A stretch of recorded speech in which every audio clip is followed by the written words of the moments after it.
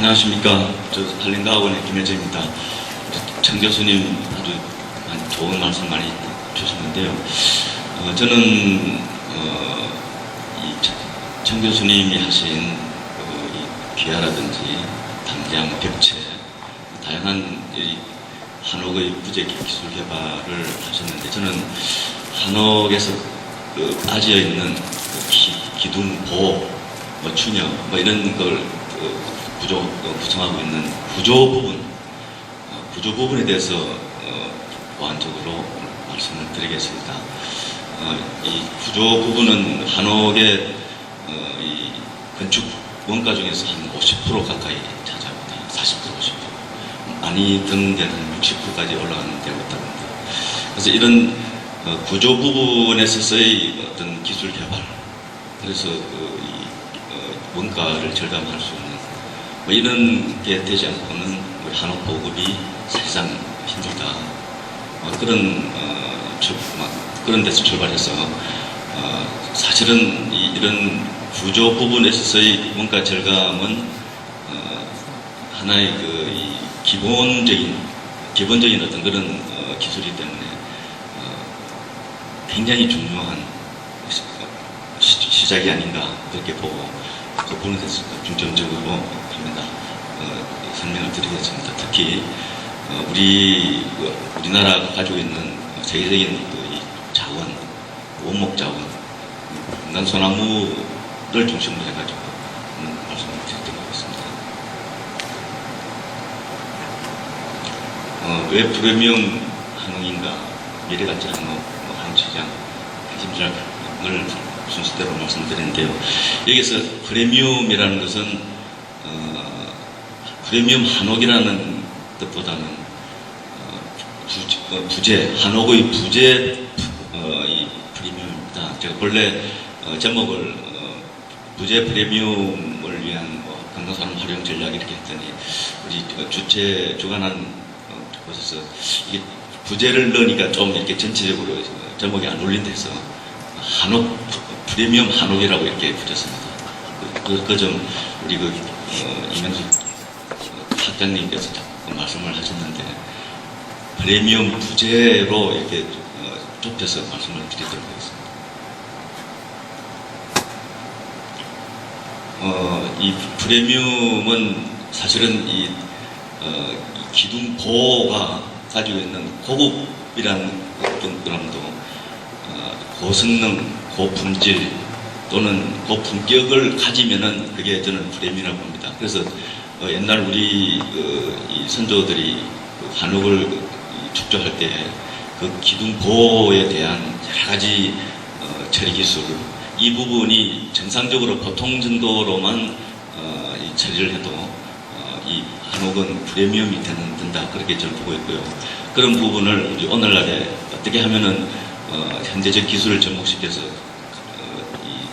가격을 낮출 수 있고 경쟁력을 키울 수 있는지 그 부분을 말씀드립니다. 특히 이 BMW나 샤넬 핸드백처럼 이 원단이라든지 이 부품 소재가 굉장히 이 고성능을 가지하면은 이 장고장 없고 수명이 긴 그런 상품을 개발하듯이 우리 한옥도 장고장 없고 수명이 긴 그런 한옥을 개발할 수 있는 부분이 그 중에서 이 부조 부재 부분이 굉장히 크다. 저는 그렇게 보고 있습니다.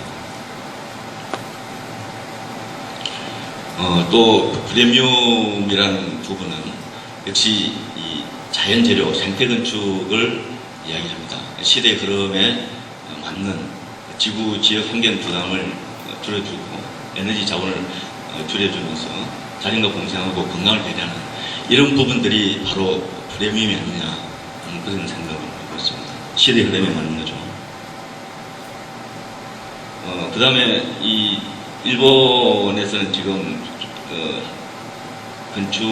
목조 건축에서 12mm, 120mm짜리 기둥 하나를 세워놓고 여기 안에는 CO2가 이렇게 많이 저장되어 있다고 이렇게 홍보를 합니다. 그래서 목조 주택을 많이 지으면은 기후 변화에 대응하는 가장 좋은 그런 전략이다, 그렇게 하고 있고요. 또 하나 건축 재료도 목조는 철골조나 철근 콘크리트 조비에서 이산화탄소를 30 내지 40%밖에 배출하지 않는다 하는 그런 연구 결과가 나오기 때문에 가장 이 목조 이 기둥보 이 구조재는 기후 변화에 가장 좋은 환경 친화적인 그런 소재다 이렇게 말씀드릴 수 있겠습니다. 이것도 역시 프리미엄 부재가 아니냐 그렇게 보았습니다. 또 하나 이게 밴쿠버의 사이언스 오발 이 빙상 경기장입니다만 이 콘크리트나 강재가 아닌 목재 구조 지층제로 올렸습니다. 이 자체가 앞으로 탈 콘크리트, 탈 강재와 같은 그런 이 자연 친화적인 이 구조재, 이 목재 구조재가 역시 앞으로 이 프리미엄으로 가지 않겠나 이렇게 보고 있습니다. 이 참고적으로 우리 평창 올림픽 주경기장도 거의 목조로 가는 걸로 그렇게 지금 많이 의견이 모아지고 있습니다. 그럼 우리 국민들 또는 소비자들은 한옥에 대해서 어떻게 지금 생각하고 있나 그 부분을 좀 저희들이 조사를 해봤습니다. 과연 목조 건축인 한옥이 어떤 방향으로 가야 되는 건지 그 부분에 대해서 저희 나름대로 한번 조사를 한번 해본 적이 있습니다. 그 전에 이 한스타일 문화관광부에서 오늘 오신 분 계시겠지만 한스타일에서는 6가지 우리나라 한스타일 중에서 이 한옥도 하나의 한스타일로서 한국의 어떤 문화를 전 세계에 알리는 그런 아이템으로 좀 잡았는데요. 한옥의 키워드는 자연 친화적인 그리고 품위 있는 품위와 자연을 하나의 아이콘 한옥을 키워드로 잡고 이렇게 발전시킬 수 있는 그런 한옥을 선정합니다. 그래서 자연과 품위라는 그런 키워드 속에서 이 목조라든지 한토라든지 돌 뭐 이런 석재 이런 자연 소재를 가지고 온돌, 마루, 기둥, 기와, 기둥보와 같은 한국적인 양식과 한국적인 어떤 감성을 충족시키면서 한옥 문화권을 형성하는 게 바로 한스타일의 한옥이 아니냐 그렇게 보고 있고요. 여기 자연 경관하고 자연스럽게 어울리는 이 한옥 기둥도 마찬가지죠. 주위 경관하고 어울리게 기둥이 있을 거예요. 이 기둥보 구조재 자체가 익스테리아입니다. 외관 익스테리아 역할을 충분히 훌륭하게 하고 있고요. 또 이 기둥이라든지 보, 그 다음에 이 석가래라든지 추녀들이 인테리어 역할을 해주고 마감재 역할을 해줍니다. 따뜻한 그런 정감을 주는 또 마루도 마찬가지입니다만 따뜻한 정감을 주는 것이 바로 이 기둥보의 구조재가 역할을 담당해주고 있다.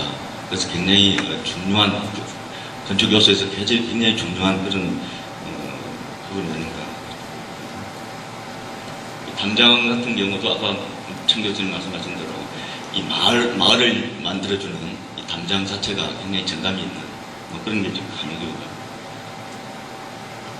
마당이 있고 정원이 있는 마당이 있고 또 이 자연 오늘 같은 비 오는 날 비를 덜 맞도록 하고 햇빛을 조절해주는 이런 긴 처마 이것도 굉장히 자연 친화적이고 또 이런 이 지붕선의 스카이라인 이것도 굉장히 훌륭한 예술에 가까운 그런 좋은 것이 바로 한옥이다.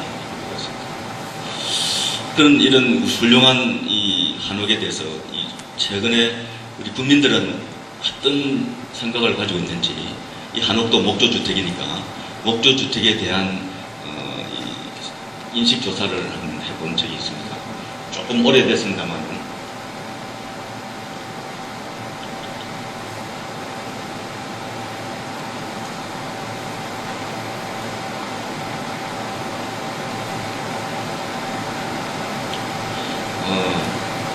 우리 국민들은 되게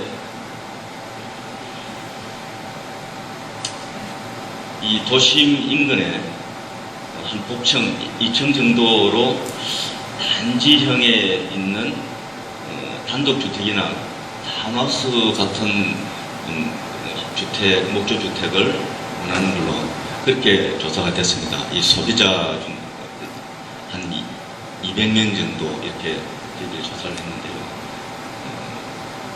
이런 목조주택은 이런 정도의 어떤 우리 국민들이 가지고 있는 원하는 기대하는 그런 인식을 가지고 있었다고 저희들은 조사를 했습니다. 그 다음에 실질적으로 이 목조주택을 그러면은 구입할 때는 어떤 게 충족이 돼야 되느냐, 즉 시장에 직접 시장 활동을 하려고 할 때는 어떻게 돼야 되느냐, 결국은 단지화되어 있어야 되고요. 가격은 좀 보급형으로 가격이 돼야 되고, 생활을 필요해야 되고, 사후관리, AS, 이런 유지관리, 이런 부분들이 굉장히 중요하다는 것을 이 소비자들은 이야기를 하고 있었습니다. 이런 부분들이 앞으로 우리 국민들이 가지고 있는 목조주택, 그중에는 한옥도 포함이 될 수 있는데요.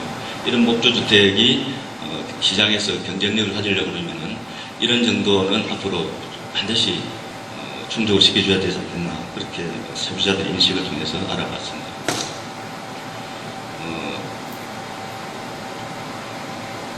이걸 요약을 하게 되면은 탈아파트, 그 다음에 커뮤니티를 형성하는 이런 단지형 전주택, 이런 부분들이 아파트 수준의 고품질의 주택을 원하면서 유지관리의 편리성이라든지 이런 쪽을 확보하는 이런 목조주택, 이런 것들이 있어야만 실질적으로 그 시장에서 계속 보급이 가능하지 않겠나, 저희들은 그렇게 판단을 하고 있습니다.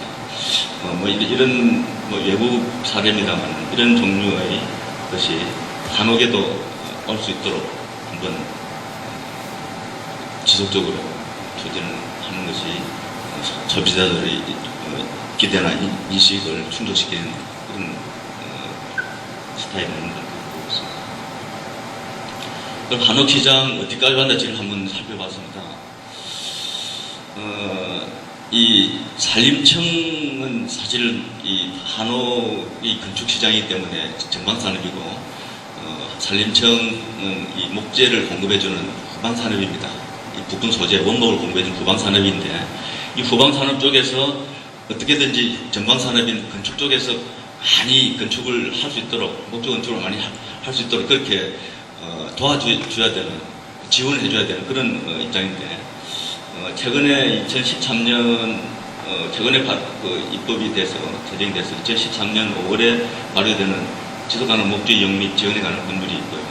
또 2013년 2월에 발효되는 탄소 흡수 유지 성장 법률에 다 목조 건축물에 있어서의 탄소 상쇄 제도, 탄소 배출권하고 관련되는 부분들을 이 법령에다가 다 넣었습니다. 그래서 기후변화 쪽에서 당연히 앞으로 이 목조주택에 대해서는 굉장히 정부의 공공성 있는 정부의 지원이 이끌어낼 수 있는 그런 법적인 근거를 마련했고요. 일본도 최근에 국토교통성하고 농림수산성이 공동으로 이 공공건축물에 대해서 2010년 5월 26일 날 제정을 해서 학교라든지 양농, 병원, 도서관, 구독시설 같은 공공건축물은 거의 어마어마하다시피 그렇게 법령을 넣어서 추진을 하고 있습니다. 일본 같은 경우에 마찬가지로 목조 건축 암흑기를 벗어나서 최근에 거의 목조 건축이 전성기를 이루고 있는데 한 30년, 40년 정도 기간 동안에 많은 노력을 했고, 최근에 2010년 5월 16일 조금 전에 말씀드린 공공건축물 이용 촉진에 관한 법률을 해서 목재의 사용, 이용을 굉장히 강조를 했다. 그런 부분입니다. 그래서 목재가 많이 이용할 수 있도록 함으로 해가지고 목재의 어떤 가격을 떨어뜨려주고 부재를 떨어뜨려주면 해가지고 전체적인 목조 건축의 경쟁력을 시장에서 얻을 수 있도록, 확보할 수 있도록 그런 의도로 시작을 한 겁니다. 저희들도 앞으로 이 아파트 콘크리트 시대에 목조 건축 암흑기를 벗어날 수 있는 그런 부분들이 지금 현재 우리 한옥의 기술 개발 과제를 포함한 이런 노력들이 아닌가 그렇게 보고 있습니다. 국토부는 이 유지관리라든지 건설이라든지 재료 부분에 있어서 전체 이 탄소 배출의 한 3분의 1 차지하고 있는 이 건물 분야에서의 이 탄소 배출 저감 노력 뭐 이런 것들이 앞으로 굉장히 중요한 것이 아니냐 이렇게 보고 있습니다. 그러나 이 국토부는 이 어느 이 좋은 이 녹색 건축이라는 그린홈 이 기본 계획에도 이 목재가 친환경 재료라는 부분이 없습니다. 그래서 목재는 친환경 재료, 그린홈이나 녹색 건축에 적용된다는 이런 부분들이 전혀 나와 있지 않기 때문에 실질적으로 구조재, 목재가 건축물 한옥에 지어졌을 때의 어떤 지원 근거라든지 이런 부분들이 굉장히 희박하다. 이런 부분들은 국토부에서 빠른 시간 내에 목재가 친환경 재료로서의 어떤 그런 역할을 할 수 있도록 법령에 좀 참고를 좀 해주시면 좋겠다 생각하고요. 미국 같은 경우 이 LED에서는 이 재료 부분에 있어서 목재도 포함이 되는 걸로 포함이 되고 있습니다. 뭐 그런 가운데 지금까지 이 정부 한 스타일 육성 종합 정책을 통해서 주로 공공건축물 쪽에서 이 한옥 건축 사업이 이루어졌고, 특히 이 밀락지구 거기에 신한옥 시범마을 같은 좋은 이 프로젝트가 있었습니다만 이 부분 제가 챙기질 못했습니다만 여간 이런 류의 이 시범 단지가 추진되고 있는 걸로 알고 있고요. 분양가가 이렇게 남아 있습니다만 상당히 분양가가 좀 작은 그래서 현실성이 있나 하는 정도로 그런 국민당은 약간 굉장히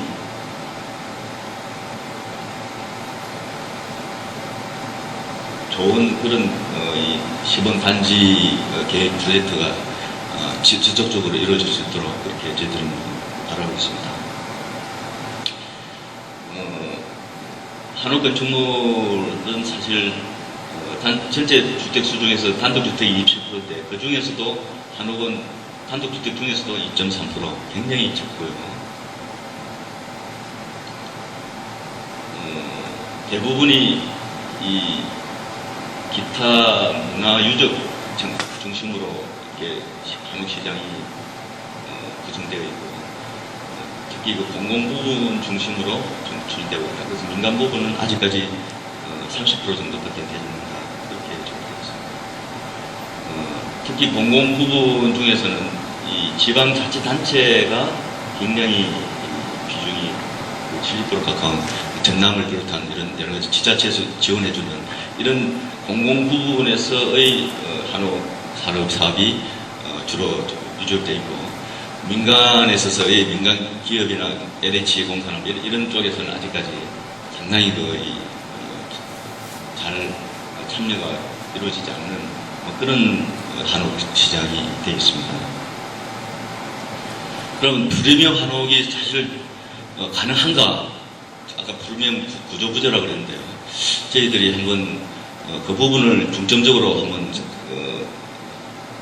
생각을 한번 해봤습니다. 대개 제가 이 동해 임산물 유통센터가 주로 이제 소나무 육송을 가지고 관광소나무를 가지고 주로 한옥을 짓는 부재 판매 유통센터인데요. 이 30평 기준으로 대개 원목이 한 150입방 정도가 들어간다. 그런 기록을 저희가 준수합니다. 그 다음에 대개 기둥하고 고가 한 55%, 그 다음에 이제 석가래 추녀가 한 45% 되는데, 대개 이 병이 큰 추녀나 고는 여전히 이 더글라스퍼 쪽으로 공급이 되고, 이 기둥하고 석가래 부분을 소나무, 금강소나무로 보호이 되고 있다. 그렇게 조사를 했습니다. 여기서 주목할 것은 이 한옥의 이 되게 프리카 제재를 해서 아주 30평짜리를 간단하게 축조하는 그런 이 모델을 중심으로 해가지고 공사비를 살펴봤더니 한 1평당 한 이 산나무 구조 집성제로 했을 경우는 한 660만 원, 더글라스터로 했을 때는 700만 원, 금강소나무로 했을 때는 740만 원, 이렇게 방당 들어가는 걸로 저금 평당 가격이 이렇게 비용이 이렇게 들었습니다. 이것은 전체 이 건축 공사비에 이 목구조 공사비가 들어가는 비율이 산나무 구조 지성제 했을 때는 44%, 더글라스볼 했을 때는 53%, 금강소나무를 했을 때는 60% 정도를 차지하고 있었다. 그래서 한옥 하나 짓는데 구조재가 목조로 이루어진 구조재가 60% 정도 간다는 이야기는 나머지 이 건축비에서 40% 정도만 다양한 이 뭐 기와나 담장이나 벽체나 모든 비용을 다 넣어야 되기 때문에 사실은 굉장히 이 프리미엄으로 갈 수가 없다는 거죠. 되게 구조재가 일본 같은 경우는 한 20% 정도입니다. 일본의 재래공법에서 보고평은 구조재의 건축 비용 비율이 되게 평당 750만 원 같으면 목구조 공사 비율이 20%입니다. 근데 우리 같은 경우 아까 한옥 금강소나무는 60%, 그 다음에 삼나무 구조 집성제로 했을 경우는 44%입니다.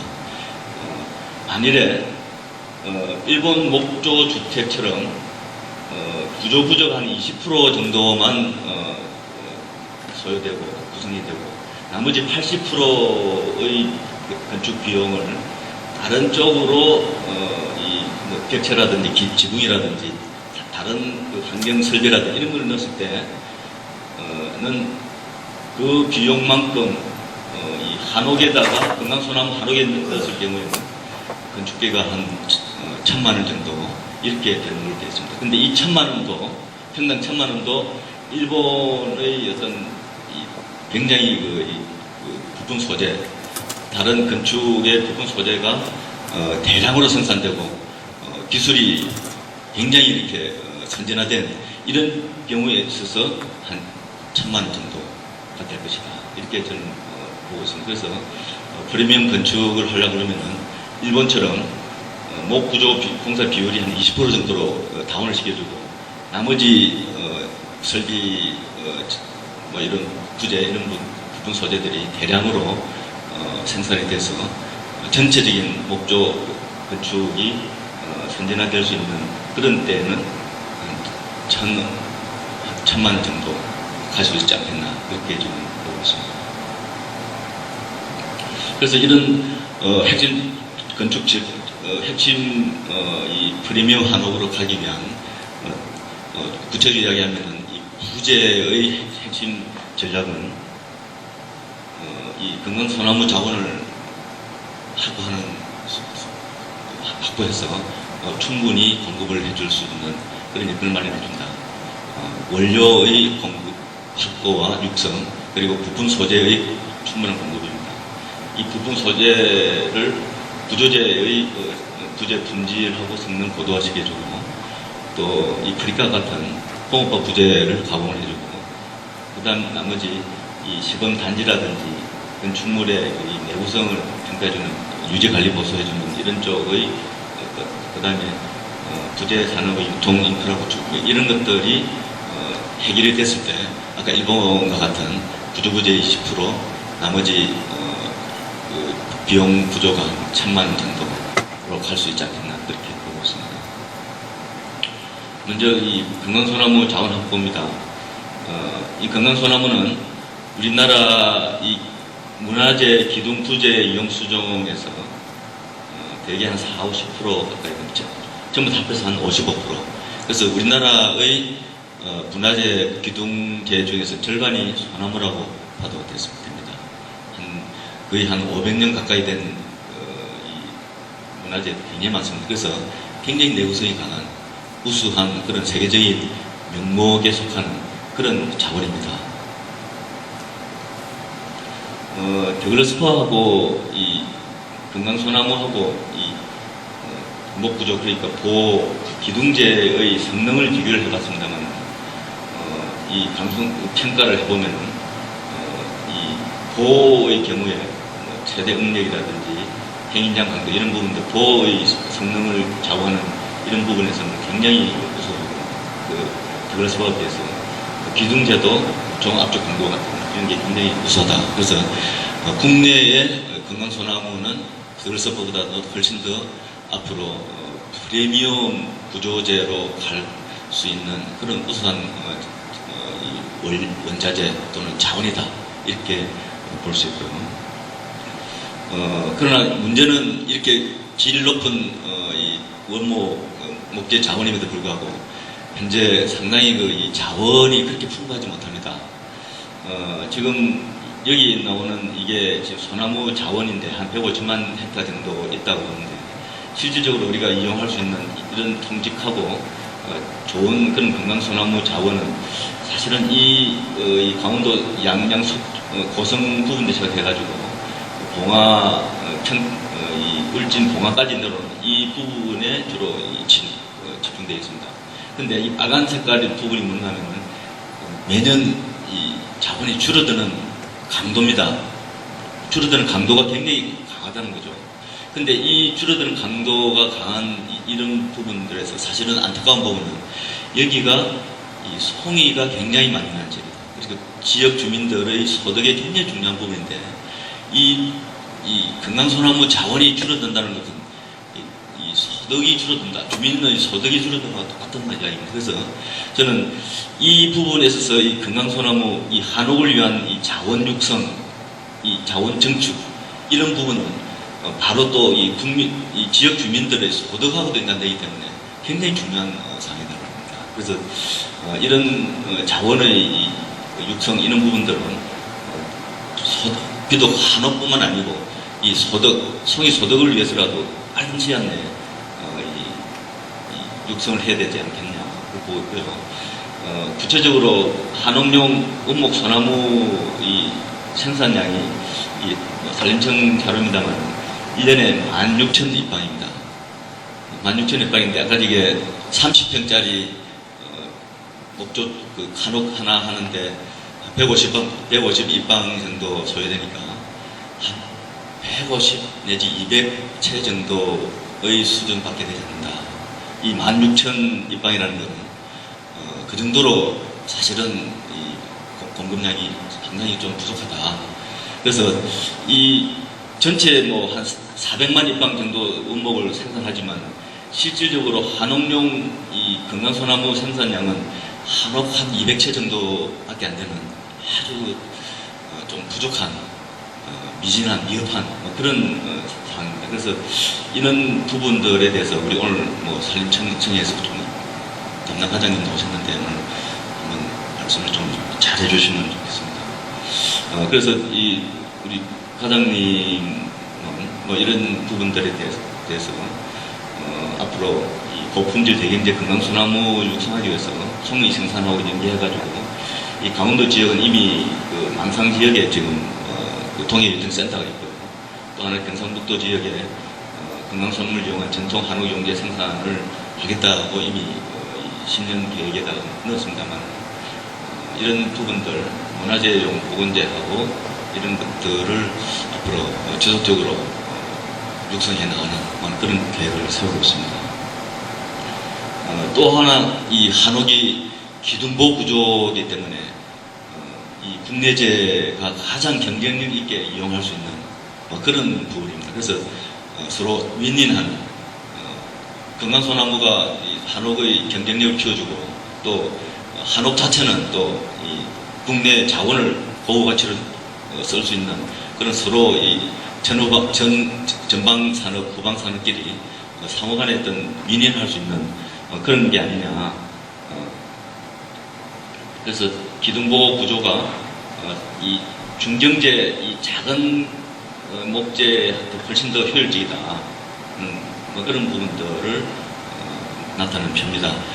2x4보다는 기둥보호 구조가 국내 중경제를 훨씬 더 효율적으로 이용할 수 있는, 경쟁력 있게 이용할 수 있는 그런 말씀을 드리고요. 또 하나 중요한 부분은 이 건조를 해야 된다. 가장 중요합니다. 아무리 우리 에너지 환경 친화적인 에너지 설비 이렇게 산업을 이렇게 기술 개발해도 이 구조제에 있어서의 어떤 건조가 되지 않는 경우에는 상당히 기밀성이라든지 여러 가지 하자 발생들 이런 것들이 나타난다. 벌써 이 비건조 목재가 상당히 이 접합부라든지 기둥보호 기능이 일어나는 부분이고, 이 갈라진다든지 틈새가 생긴다든지, 뭐 한 6개월이면 이게 이런 증상이 나타납니다. 대개 한 14%, 5%, 6% 정도까지는 말려야 되는데 18%, 20% 넘어가면은 굉장히 이렇게 변형이 일어나고 수축 뭐 이런 게 해서 이 사실 프리미엄 부재라고 할 수 없는 아주 산업의 품격을 떨어뜨리는 경쟁력을 떨어뜨리는 그런 현상들이 나타나는 결정적인 그런 기술이 되겠습니다. 그래서 이 KS 침루수 구조정제 부분은 반드시 18, 건조제 15%, 건조제 18% 두 규격이 있습니다만 거의 한 15% 이하는 떨어뜨려 주셔야 되지 않겠느냐. 그래서 저희들이 지금 이야기를 상당히 죄송합니다. 좀 시간이 넘어갔는데요.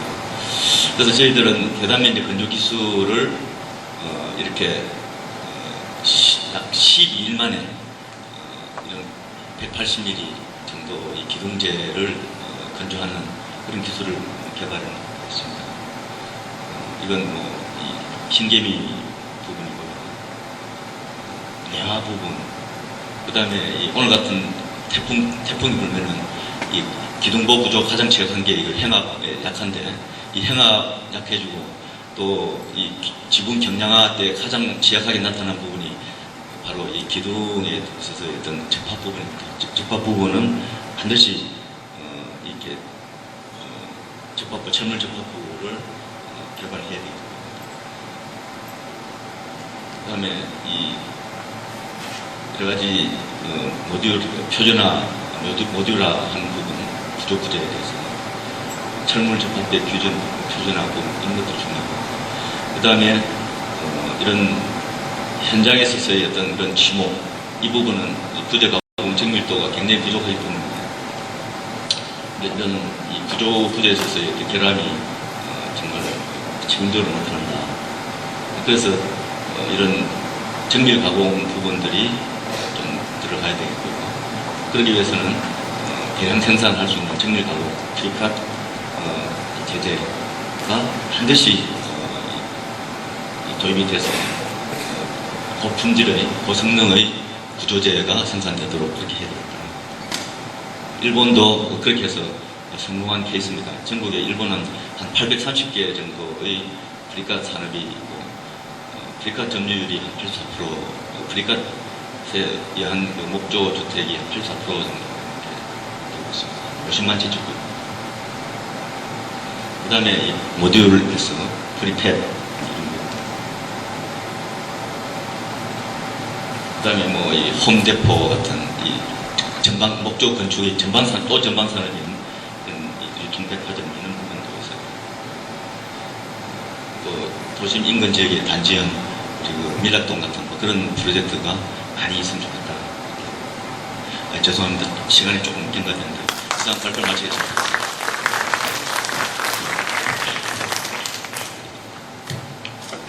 한우 보호를 위해서 부품 소재 산업의 관점에서 한우 부재에 대해서 생각해 볼 수 있는 아주 좋은